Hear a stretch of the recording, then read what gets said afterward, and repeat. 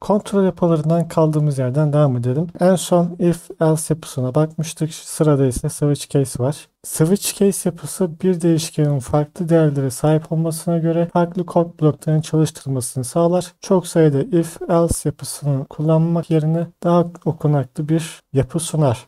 Buradaki daha okunaklı bir yapı sunar. Bunu sağ taraftaki örneğe uyarlayarak anlatalım. Şimdi sağ tarafta d şeklinde bir değişkenimiz var. Integer tipinde ve 2 değerini alıyor şu anda. Switch case kullanarak burada 1'den 7'ye kadar olan sayıları günlere eşitlemişiz. Yani d değişkenimiz 2 olduğu zaman salı günü yazdıracak. D değişkenimiz 7 olduğu zaman bu sefer pazar gününü yazdıracak. Eğer 1'den 7'ye kadar herhangi bir sayı değilse bu sefer geçersiz gün olarak yazdıracak. Biz bunu if else kullanarak nasıl yapardık? If bloğu oluştururduk. Parantez içerisine d eşitse 1 süslü parantezin arasına console.writeLine pazartesi şeklinde yazardık. Sonrasında salı için else if eklememiz gerekir. Onun içerisinde onun parantezine de yine d ise 2 şeklinde yazardık ve bunları diğer günler için de yapardık. En son olarak da else ekleyip 1, 2, 3, 4, 5, 6 ve 7. koşullar olmadığı zaman bu sefer geçersiz gün şeklinde kullanıcıya yazdırdık. Bu kullanım iş görse de o kadar okunaklı bir kullanım değil. O yüzden buraya switch case devreye giriyor. Switch case sadece karşılaştırma yapabiliyor. D 1'e eşitse, D 2'ye eşitse, D 3'e eşitse ya da D 4'e eşitse ya da değişkenin veri tipine göre bu karşılaştırma değişik gösterebiliyor. Büyüktür, küçüktür veya benzeri mantıksal operatörler orada geçersiz. Zaten herhangi bir karşılaştırma da yapmıyoruz.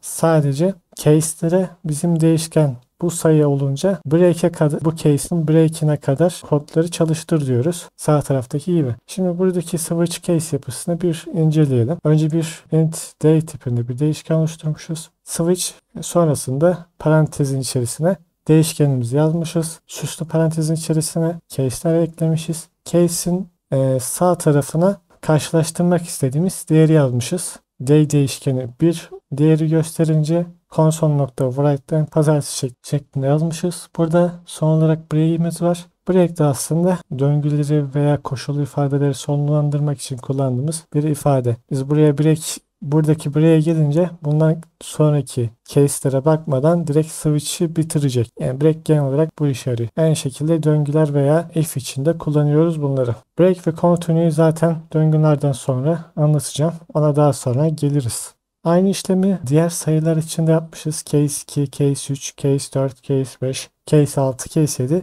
İçerisine de buradaki 7 sayısı haftanın 7. günü yani pazara eşit olduğu için pazar yazdırmışız. En son olarak default var. Bu default hiçbir case çalışmadığı zaman yani else olarak da düşünebilirsiniz. Herhangi bir case çalışmadığı zaman en son olarak default'a geliyor ve buraya da hiçbir case çalışmadığı zaman ne yapması gerektiğini yazıyoruz. Switch case yapısı genel olarak bu şekilde. Biraz da biz kendimiz test edelim. Visual Studio açıyorum.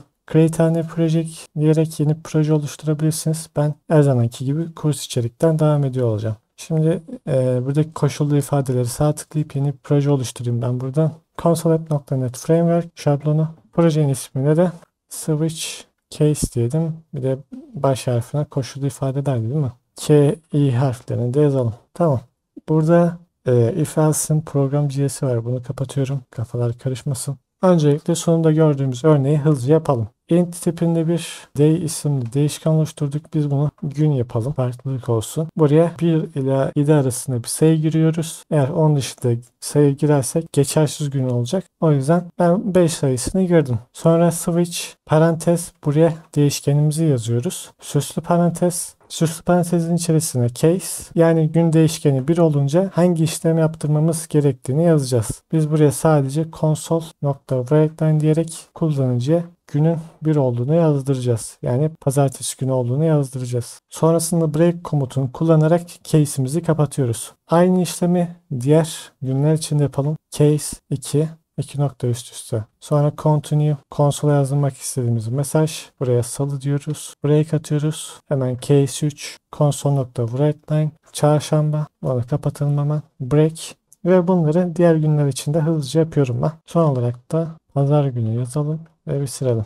Buraya ikimizi de atıyoruz. En son olarak default komutumuzu atıyoruz. Ne içindi? Buradaki 7 case'imiz çalışmadığı zaman gün değişkeni 1, 2, 3, 4, 5, 6, 7 değerleri almadığı zaman default olarak ne yapacağını yazıyoruz. Default 2 nokta üst üste console.writeLine mesaj olarak da geçersiz gün şeklinde yazıyorum.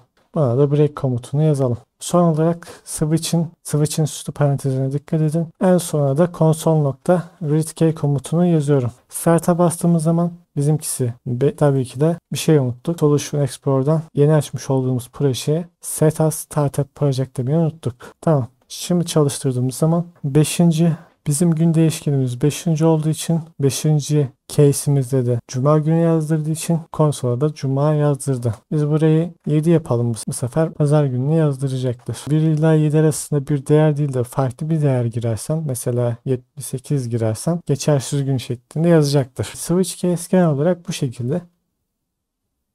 If'e nazaran daha farklı bir kullanımı var. Daha çok birden fazla karşılaştırma yaptığımız zaman daha kullanışlı bir yapı sunuyor bize if'e nazaran. Son bir örnek daha yapalım. Sonrasında döngülere geçiş yapalım. Bunu yorum satırı haline getireyim. Yorum satır için slash yıldız, yıldız slash şeklinde yapıyorduk.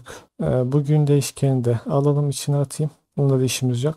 İlk olarak haftanın günlerini yaptık. Bu sefer de yılın aylarını yapalım. O yüzden int tipinde ay isimli bir değişken oluşturalım. Biz buraya şimdilik 1 diyelim ve sonrasında switch komutumuzu yazıp parantez içerisine ay değişkenimizi yazıyoruz. Hemen süslü parantezini eksiltmeyelim. Şöyle bir düzenleyeyim biraz. İlk case'imizde case 1 2 nokta üst üste console.writeLine buraya mesaj olarak Ocak şeklinde yazıyorum. Şimdi tüm aylar için bu işlemi tekrarlıyorum. Case 2 console.writeLine Şubat şeklinde yapalım. Break atmayı unutmayalım. Case 3 console.writeLine Mart break. Case 4 console.writeLine parantez içerisine Nisan. Break'i unutmayalım tabii ki de. Case 5 console.writeLine parantez içerisinde Mayıs. Break'i unutmayalım. Case 6 console.writeLine parantez içerisinde Haziran. Break. Case 7 console.writeLine Temmuz. Break'i unutmayalım. Case 8 console.writeLine parantez içerisinde Ağustos. Break. Case 9 console.writeLine Eylül. Break. Case 10 console.writeLine parantez içerisinde Ekim. Sonrasında Kasım, Aralık şeklinde yazalım. 11 Kasım, 12 Aralık şeklinde yazdım.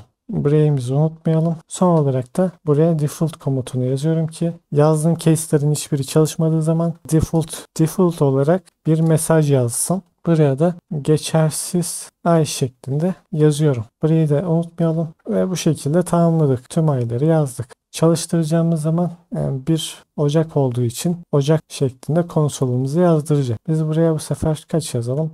5 yazalım. Bu sefer de Mayıs cevabını gösterdi. Mayıs şeklinde yazdı. Switch case genel olarak bu şekilde kullanıyoruz. Ek olarak bir not eklemem gerekirse switch case sadece int tipindeki değişkenlerle kıyaslama yapmıyor. Siz buraya isterseniz string tipinde bir değişken yapın.